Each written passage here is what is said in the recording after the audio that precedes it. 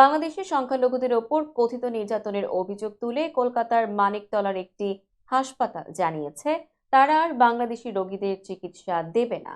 JN রায় হাসপাতালের কর্মকর্তা শুভ্রাংশু ভক্ত শুক্রবার পিটিআইকে জানান, বাংলাদেশিরা ভারতের পতাকা অবমাননা করেছে, এজন্য এই সিদ্ধান্ত নেওয়া হয়েছে।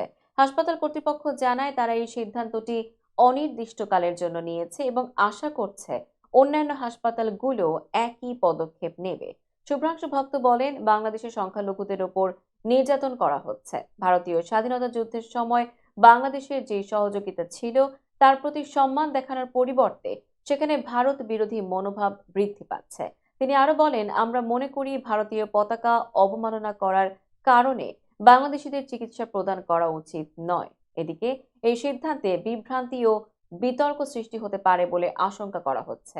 ভারত ও বাংলাদেশের মধ্যকার সম্পর্কে নানা কারণে অতীতে বেশ টানাপোড়েনের মধ্যে পড়েছে, তবে রাজনৈতিক এবং সামাজিক দৃষ্টিকোণ থেকে এমন সিদ্ধান্তে দ্বিপাক্ষিক সম্পর্কের আরো অবনতি ঘটতে পারে বলে বিশেষজ্ঞরা মনে করছেন।